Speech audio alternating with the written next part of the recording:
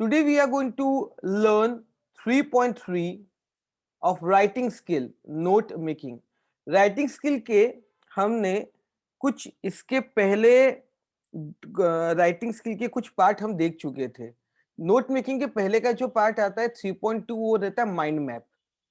और mind map हमने देखा था और माइंड मैप के पहले हमने ये भी देख लिया था कि समरी कैसे राइट करते हैं. अब ये जो पार्ट है समरी राइटिंग और माइंड मैप का, ये कैसे नोट मेकिंग से रिलेटेड है पहले ये समझ लीजिए. तो समरी राइटिंग में आपको हमेशा ये कहा जाता है, अगर हम ये डूज और डोंट्स पे आएंगे तो डूज पे देखिए, उसमें ये बोलते हैं कि identify the main idea through the process of asking questions. और वो मेन आइडिया को आपको शॉर्ट सेंटेंसेस में लिखना है और वही सेंटेंसेस को आपको कनेक्ट करना है. हमें समरी राइटिंग में पहली हमारी प्रोसेस यही होती है कि मोस्ट इंपॉर्टेंट जो रहते हैं मेन पॉइंट्स को टेक्स्ट के लेक्चर के, वो हमें आइडेंटिफाई करने हैं. सिमिलरली हमें माइंड मैप में भी करना पड़ता है. और माइंड मैप में हमने देखा था कि हमें अपनी जो आइडिया रहती है वो आइडिया को कुछ पॉइंट्स में कैसे हम ब्रांचेस और मैप्स के थ्रू, कलर्स के थ्रू, अलग अलग शेप्स के थ्रू हम उसको एक्सप्रेस कर सकते हैं. ये हमारा इम्पोर्टेंट चीज हो जाती है. इसमें हो जाता है important in mind map. Similar fashion पे नोट मेकिंग होता है जो सबसे पुराना और सबसे ज्यादा पॉपुलर है. ओके. और नोट मेकिंग जो रहता है, ये हम इसका एक एग्जाम्पल हमारे टेक्स्ट जो हमारे सब्जेक्ट्स होते हैं ना, सब्जेक्ट में चैप्टर की शुरुआत होती है तो उसमें इनिशियल इसमें भी हम देखते हैं जहाँ पे इंडेक्स रहता है, वो भी नोट का ही एक पैटर्न है जहाँ पे मेन कौन से पॉइंट है और सब पॉइंट से टॉपिक है वो लिखा जाता है. Right. So we are starting with note making. अब वी टेक नोट्स ऑफ, किस किस चीजों के नोट्स आप लेते हो बताओ बता. स्पीच के तो लेते हैं, और किस किस चीज के ले सकते हो आप नोट्स, और किस किस चीजों के लोगे. एक तो स्पीच हो गई, उसके बाद ग्रामर। हाँ यानी सब्जेक्ट के हो गए ना. तो ग्रामर के हम जैसे बात करते हैं तो हमने ये बोलना चाहिए कि हम सर सब्जेक्ट के लेते हैं नोट्स. किसके लेंगे? सब्जेक्ट के. या फिर रिटर्न टेक्स्ट है उसके भी ले सकते हो. ले सकते हो कि नहीं ले सकते हो? बिल्कुल उसके भी नोट हम ले सकते हैं. जो रिटर्न टेक्स्ट है उसके भी नोट्स आते हैं. उसके अलावा कोई आर्टिकल है पेपर का, कोई बुक है, उसमें से भी नोट्स लिए जा सकते हैं. इसको नोट मेकिंग के हिस्सा रहता है. तो स्पीच के अलावा हम लेक्चर पकड़ सकते हैं, कोई पेपर का आर्टिकल हो, मैगजीन का आर्टिकल हो पकड़ सकते हैं, फिर बुक पकड़ सकते हैं, और हम ये भी पकड़ सकते हैं कि उसमें का कोई जैसे एजुकेशन का कोई चैप्टर है उससे भी हम नोट्स लेते हैं. वाई टेक नोट्स, नोट्स क्यों लेने चाहिए कोई बताएगा क्या? जैसे improvement in listening become an active process, listening एक एक्टिव प्रोसेस हो जाती है इसलिए. उसके अलावा To make Reduce it study more time. understand. या understanding, it improves understanding. It improves understanding. Second, very good. Third part, Saves time while revision. helps in revision. Good. It helps in revision, or it reduces your time to revise. उसके साथ साथ it is जैसे time saving है, ये भी है. और most important point जो नोट्स का रहता है, we learn how to present information in nutshell. Obvious है, हम किसी को अगर एक 50 पेज पढ़ने को दे देंगे तो वो बहुत मुश्किल रहेगा उसको पढ़ना, रेलेवेंट इंफॉर्मेशन को पॉइंट आउट करना, समझना.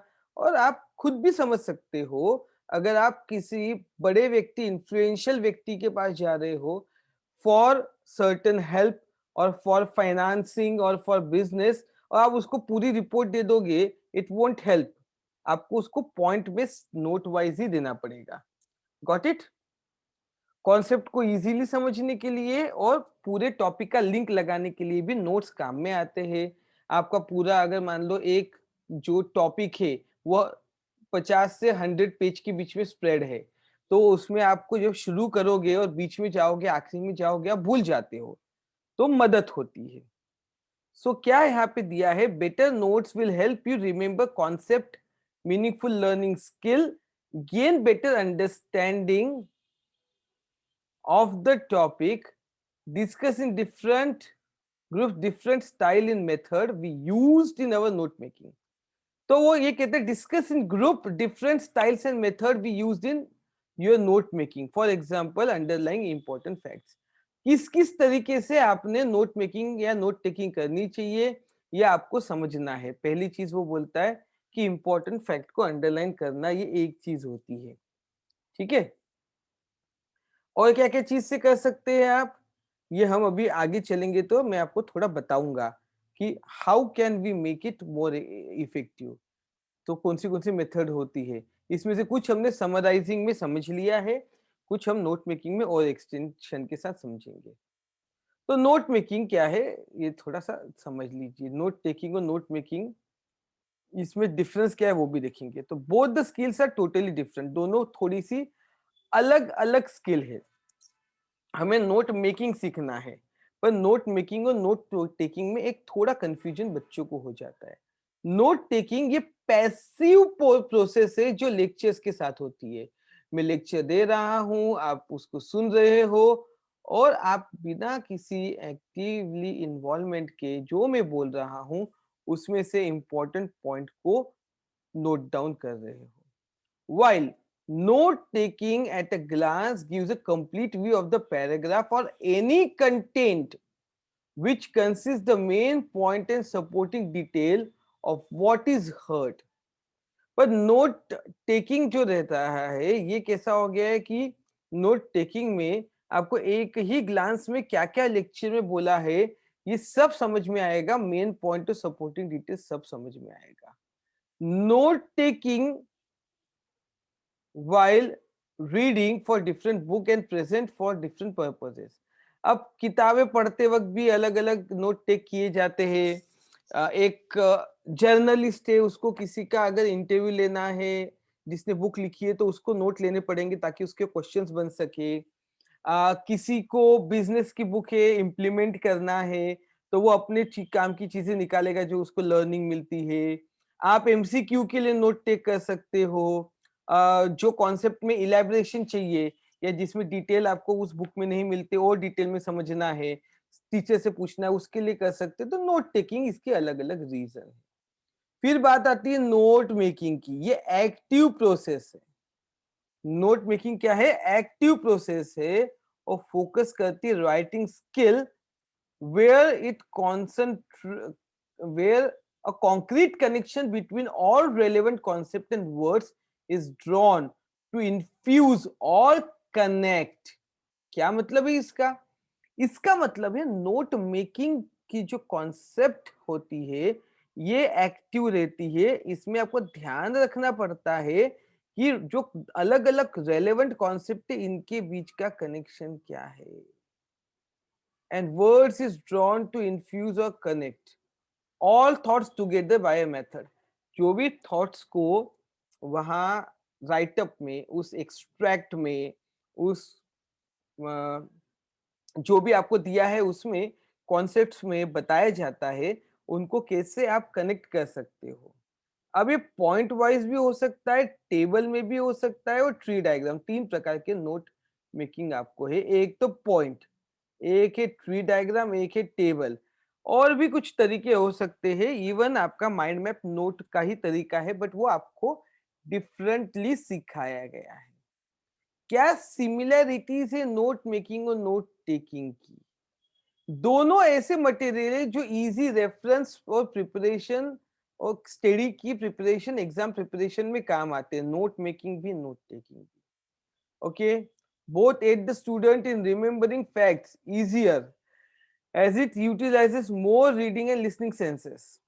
तो दोनों जो है ये फैक्ट को इजी तरीके से याद करने के लिए रीडिंग और लिसनिंग कि सेंसेस को डेवलप करने के लिए काम में आते हैं। Both have the same purpose. यही है कि बच्चों ने स्टडी में एक्सीलेंट करना चाहिए और दोनों ही हेल्प करते हैं concentrate better and effectively.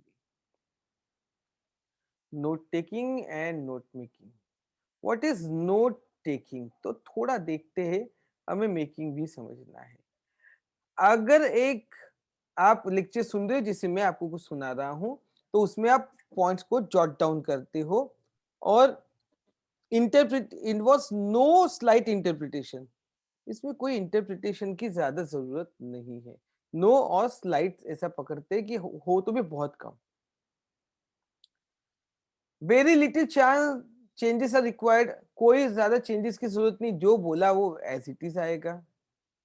Taking points from one source to a time. एक सोर्स से ही एक पॉइंट लिया जा सकता है। लेस अंडरस्टैंडिंग, समझने की जरूरत कम है, नोट डाउन करना ज्यादा। समझना क्या है, बोल रहे लेक्चर उसमें से जो है बना लिया, बाद में समझते बैठेंगे। पॉइंट्स और notes are written in full form. Points और नोट्स फुल फॉर्म में लिखे जाते हैं। Points given by source are taken directly. Directly source से लिया जाता है। Only gives the early configuration for the whole topic. तो पूरे टॉपिक का एक होल अर्ली कॉन्फ़िग ये रहता है, अर्ली कॉन्फ़िगरेशन रहता है। पूरे टॉपिक एक इसमें समझ में आ जाए ऐसा होता है। Notes are easy from resources. They are handmade since the time available is limited. तो रिसोर्सेज से ही बनते हैं, हैंडमेड होते हैं, लिखना कन्वीनियंट है क्योंकि ये टाइम अवेलेबल ही लिमिटेड होता है। अब नोट मेकिंग के हिसाब से देखते हैं। हर एक पॉइंट को क्लियरली समझने और कनेक्ट करने के काम आता है। यहाँ पे सिर्फ जॉट डाउन करना है, समझे कि न समझे। नोट मेकिंग में आपको समझना जरूरी है और लिंकिंग जरूरी है। Little changes are required, changes ज्यादा नहीं लगते और easier to change the notes made. अब यहाँ पे नोट्स को चेंज करना इजी होता है। यहाँ पे एक बार ले लिया वो ले लिया, यहाँ पे आप नोट मेकिंग में बदल भी सकते हो।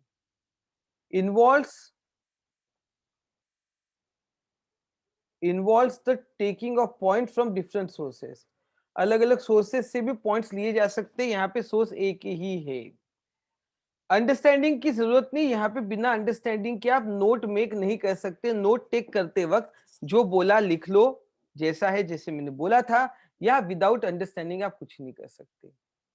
Short forms note make taking में नहीं है, बट नोट मेकिंग में शॉर्ट फॉर्म्स बिल्कुल चलते हैं, अलाउड है। ठीक है। Helps the student in capturing the main की। मेन की आइडिया को समझने के लिए बच्चों को बहुत मदद मिलती है। Construct by the learner themselves in handmade और in computer typed form। अब ये हैंडमेड कंप्यूटर टाइप दोनों हो सकते हैं, ये सिर्फ हैंडमेड होते हैं। नोट मेकिंग नोट टेकिंग का फर्क। नोट मेकिंग में जैसे हमने देखा टेबल्स बन सकते हैं, चार्ट्स हो, चार्ट में इतने सारे चार्ट हैं, बार, पाई, फ्लो, जो भी पॉसिबल हो बन सकता है।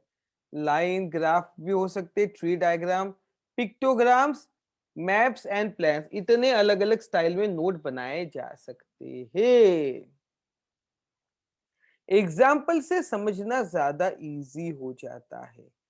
तो चलिए हम जरा एक राइटर पढ़ते हैं, उसका टाइटल है fundamentals of Ayurvedic medicine.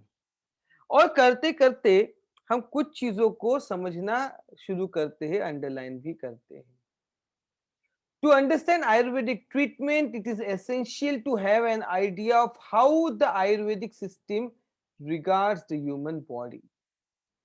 The basic life force in the body is pran, which is also found in elements and is analogous to the Chinese notion of qi.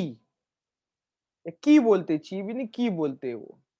As Swami Vivekananda, yogi and expert, put it, Pran is the air, but is not the oxygen, nor any of its chemical constitution.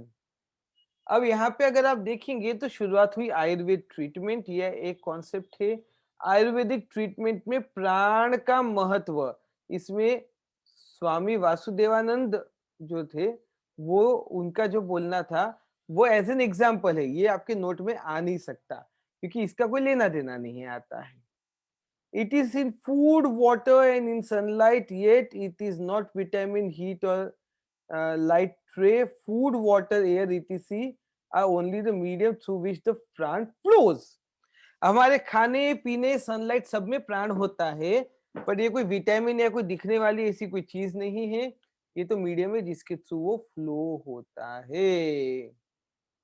तो अगर आप थोड़ा नीचे जाके हम देखेंगे तो यहाँ पे प्राण आ गया, क्योंकि आयुर्वेदिक सिस्टम है उसमें प्राण का इंपॉर्टेंस है। प्राण में अब सेकंड इसमें आपको बताया जाएगा एग्जैक्टली प्राण क्या है और क्या उसमें इन्वॉल्व है। तो in Ayurveda there are 5 basic element which consist prana: earth, water, fire, air and ether. Ether का मतलब होता है आकाश, यानी जो वैक्यूम है वो। Okay, these elements interact with the further organized in the human body and in 3 primary categories or basic uh, physiological principle in the body that govern all the bodily process known as दोष। अगर अब मैं थोड़ा back जाके आपको समझाऊं तो हमें ये समझ में आता है कि एक आयुर्वेदिक सिस्टम की बात की गई है जिसमें बहुत इंपॉर्टेंट है, क्योंकि आयुर्वेदिक सिस्टम एक ही बार आया और फिर 3 से 4 बार प्राण प्राण प्राण आया, तो कहीं ना कहीं आयुर्वेद में प्राण का इंपॉर्टेंस, इसका कोरिलेशन इन 5 एलिमेंट के साथ है और वो 5 एलिमेंट में आने वाले दोष, फिर हम बात करेंगे दोष की, फिर उसमें बात करेंगे प्रकृति की, फिर पर्सन के दोष कौन से होते हैं और उनको कैसे हम वेराइटी ऑफ मेथड के साथ देख सकते हैं। तो दोष कैसे होते हैं ये, फिर कौन से दोष तो आप खुद ही देख सकते हैं। वात दोष जो एयर या ईथर से आता है, ओके। उसके बाद वात पीपल कैसे होते हैं, क्या करते हैं। फिर पित्त दोष, उसके बाद कफ दोष, और हर एक में वो दोष की कैरेक्टरिस्टिक्स और कौन से प्रकार के लोगों की इसमें आते हैं। सो हमारे पास अगर हमें ये पूरा का पूरा, मान लीजिए अगर आप जैसे डॉक्टर भी कोई कर रहा है और आयुर्वेदिक डॉक्टरी कर रहा है, उसको ये दे दिया जाए तो उसके लिए जो इम्पोर्टेंट चीज रहेगी रिवाइज करने की, एग्जाम के पॉइंट ऑफ व्यू से पकड़िए या फिर आगे की लर्निंग के हिसाब से, तो वो ये बात करेगा कि प्राण, प्राण से रिलेटेड उसके कंटेंट और उसके दोष, 3 मुख्य दोष रहते हैं और उसके डिटेल्स। तो डिटेल्स में उसको वात दोष लिखना है, फिर पीपल की टाइप्स लिखनी है और उसके बाद उसके प्रॉब्लम्स लिखने हैं। इतना ही तो उसके काम का है ना। वैसे ही पित्त दोष में भी सेम चीज है कि पित्त दोष लिखना है और फिर उसमें फायर और वाटर से रिलेटेड है वो लिखना है, वो समझना है। फिर मीडियम बिल्ट लोगों के साथ काम में आता है और ये थोड़े एग्री रहते हैं, थोड़े से ज्यादा ये रहते, स्ट्रेस रिलेटेड कंडीशन गैस वगैरह रहती है, ये सब रहता है। सो यही आप यहाँ पे देखेंगे, यही बताया गया है। देखिए this is what how note is made. अब देखिए बेसिक एलिमेंट हमको दिख गए, यहाँ पे एक ब्लैंक आ गया। कौन सा ब्लैंक है आपको दिखेगा? वाटर नहीं, आपने पट से वाटर। किया। फिर उसमें हर जगह ये ध्यान रखना, ये एक चीज छोड़ दी जाएगी और जैसे जैसे नीचे आते हैं ना, कभी कभी ऐसा भी हो सकता है कि जैसे यहाँ पे एक चीज लिखी जाए, 2 छोड़ दी जाए, तो कैसा बनाना है वो डिपेंड करता है। तो जैसे डिफिकल्टी लेवल बढ़ती है, यानी आपको जो पूछा जाता है, मान लो जैसे यहाँ पे मैं अगर इसको कैटेगराइज करूँ तो एक है एलिमेंट, एक फिर प्रोसेस हो गई, फिर एसोसिएशन हो गया, कैरेक्टरिस्टिक्स और इम्बैलेंस हो गया। तो मैं क्या कर सकता हूँ एज अ पेपर सेटर, मैंने ये इजी दिया क्योंकि ये कोई भी कर सकता है। तो अगर मेरा 4 मार्क का है तो एक इसको मार्क मिल जाएगा।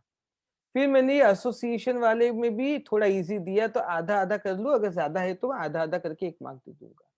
कैरेक्टरिस्टिक्स में मैं इसमें 2 लिख दूंगा, बाकी 3 छोड़ दूंगा। फिर मैं इसमें से 1 लिख दूंगा, फिर 2 छोड़ दूंगा और 1 पूरी ब्लैंक छोड़ दूंगा। बात समझे कि नहीं समझे? तो ये थोड़ा डिफिकल्ट हो गया। फिर इम्बैलेंस और फ्लो जो मुझे ज्यादा डिफिकल्ट लगता है, इसमें मैं 2 लिख दूंगा, 1 बैलेंस छोड़ दूंगा। या तीनों में मैं थोड़ा थोड़ा क्लू करके छोड़ दूंगा।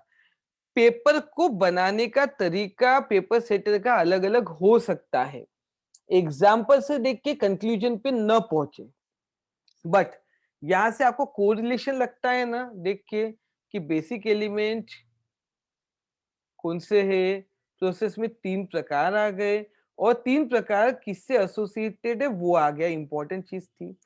फिर वही प्रकार का वो देखो एरो से दिखाया कि अरे ये तो बात वाले थिन लाइट रहते हैं, ड्राई स्किन रहती है, एनर्जेटिक और मेंटल रेस्टलेस होते हैं। तो पित्त वाले अरे यहाँ पे क्या आएगा, ओहो फायर आएगा। अभी वाटर अर्थ आ गया, एयर इथर आ गया, एक फायर बचता है वो आ गया, तो फायर से रिलेटेड दिखता है पित्त दोष। मीडियम बिल बॉडी से fair skin, strong digestion, good mental condition. तो फिर वाटर इसका क्या वो आपने यहाँ से उठा के डाल दिया। तो इस प्रकार से ये एक आपका बेसिकली ट्री डायग्राम बनता है। ये चीज को अगर आप देखोगे, transform the above information in the form of table, table में बनाना है तो यहाँ पे भी बना सकते हो। देखो दोष है वात और एयर और इससे है, कैरेक्टरिस्टिक्स क्या है, तो कैरेक्टरिस्टिक्स ये आपने उठाई में डाल दी। इम्बैलेंस क्या है वो आपने लिखा था लिख दिया। तो ऐसा नहीं है, सेम इंफॉर्मेशन अलग अलग वे में आ सकती है। ये किस में आई, टेबल में आई। इंफॉर्मेशन वही है, आपको कॉपी पेस्टिंग करनी है दिमाग लगा के, डिफिकल्टी नहीं है इसमें अगर आप चाहो। हाँ ये हो सकता है आपको ऐसा क्वेश्चन तो वैसे भी नहीं आता कि यार ये एक टेबल को दूसरे, एक नोट को दूसरे नोट में कन्वर्ट करो, आपको वो नहीं आता, पैराग्राफ को ही आता है। बट अगर प्रोसेस हमको ये इस प्रकार से टी डायग्राम न दिया जाए और टेबल भी दिया जाए तो आपको पता चाहिए कि बेसिक कहीं नहीं बदल रहा, सिर्फ फॉर्मेट चेंज हो रहा है। ठीक है, अब एक छोटा सा एग्जाम्पल मैं आपको यहां से देना चाहता हूं, आपको समझ में आएगा। पहला पैराग्राफ पढ़ते हैं और छोटा सा एग्जाम्पल मैं देता हूं इस फर्स्ट पैराग्राफ से। Occasional self-medication has always been part of normal living. The making and selling of drugs has a long history and closely linked, like medical practice itself, with belief in magic. तो हमेशा से एक जो drug का रहता selling का एक लंबा हिस्ट्री रहा है और क्लोजली रिलेटेड रहा है मेडिकल प्रैक्टिस और मैजिक से। Only during the last 100 years and also the development of scientific techniques made diagnosis possible. तो बस अभी जो है वो डायग्नोसिस उससे पॉसिबल हो पाया। The doctor is now able to follow up the correct diagnosis of many illness with specific treatment of their cause. अब डॉक्टर क्या है, करेक्ट डायग्नोसिस कर सकते हैं। तो देखिए अभी थोड़ा साइंटिफिक डायग्नोसिस आया है 100 साल में, तो थोड़ा ट्रीटमेंट में डायग्नोसिस का भी फर्क पड़ गया है। In many other illness of which the causes remain unknown, he is still limited like the unqualified prescriber to the treatment of symptoms. अब कई जगह ऐसी भी है जहां अभी भी लिमिटेशन रहती है, तो वो अभी भी सिम्टम्स के ऊपर ही बेस्ड है। The doctor is train to decide when the treat when to treat symptoms only and when to attack the cause. This is essentially difference between medical prescribing and self medication. तो आपको यहाँ से क्या समझ में आता है बताइए बता, क्या किस बारे में आर्टिकल है, ये पूछने के लिए मैंने आपको पढ़ के बताया किस बारे में आर्टिकल है। आपको मेजर चीज दिखती है essential difference between medical prescribing and self medication, थोड़ा सेल्फ मेडिकेशन और इससे रिलेटेड है। अब आगे वाले समय में आपको पढ़ोगे तो और समझ में आएगा कि क्या बात की जा रही है। सेल्फ मेडिकेशन का वर्ड आपको आगे भी नजर आता है। ओके, तो यहाँ पे धीरे धीरे आपको ये बनाना शुरू करता है कि डिफरेंस बिटवीन क्या है medical prescribing and self medication, और मेडिकल प्रिस्क्राइबिंग और उसके बीच में का फर्क आपको शायद आएगा, दोनों में से क्या डेंजर है क्या अच्छा है वो आएगा। ठीक है, The advancement in technology has brought about much progress in some field of medicine, including the development of scientific drug theory. In many countries, public health organization is improving and people's nutritional standards have risen. भाई बहुत बढ़ गए हैं, अब वो थोड़ा सा और एडवांस टेक्नोलॉजी की बात कर रहा है, उसके बाद वो बात कर रहा है फार्मास्यूटिकल इंडस्ट्री की। यही चीज को आपको नीचे लिखना है। देखो सेल्फ मेडिकेशन पूरा, अब यहाँ पे कैसा है, आपको पैरा बाय पैरा नहीं मिलेगा, धीरे धीरे आपको समझेगा कि एडवर्टाइजमेंट की वजह से क्या हो गया, माइल्ड सिम्टम्स के साथ भी खुद ही अपनी दवाइयाँ लेने लग गए। सेल्फ मेडिकेशन में आएगा ना पार्ट ऑफ नॉर्मल लिविंग, फिर उसमें अभी क्या हो रहा है, फिर और क्या हो रहा है, फिर क्या हो रहा है, फिर मेडिकल प्रिस्क्राइबिंग में क्या है, उसमें टेक्नोलॉजिकल एडवांसेस कौन सी फील्ड में हुए, और clear advertising by pharmaceutical company. अब ये कैसा है, ये आप अगर देखोगे तो 3 अलग-अलग चार्ट्स है, पूरी इंफॉर्मेशन स्कैटर्ड इंफॉर्मेशन है, यानी ऐसा नहीं है कि एक इसमें आपको पूरी सेल्फ मेडिकेशन मिल गया, दूसरे इसमें आपको कुछ और मिल गया, नो। आपको सेल्फ मेडिकेशन थोड़ा इसमें मिलेगा, फिर मेडिकल प्रिस्क्राइबिंग थोड़ा मिलेगा, फिर थोड़ा इसमें मिलेगा, फिर कुछ नया टॉपिक आएगा, फिर टेक्नोलॉजी मिलेगी, तो हर एक ये थोड़ा स्कैटर्ड है, इसलिए इस तरीके से इसको बनाना प्रेफर किया गया। समझ में आया क्या? हाँ या ना?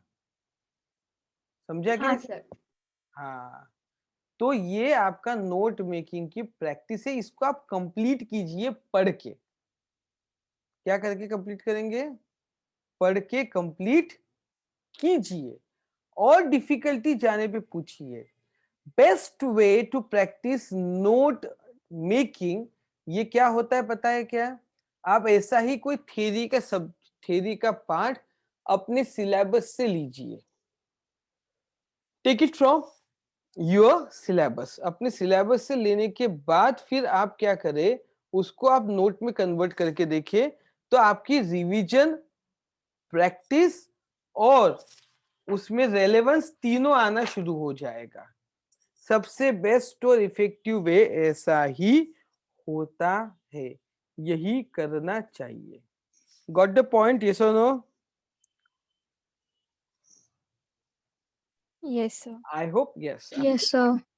गुड। तो ये आपका था नोट मेकिंग।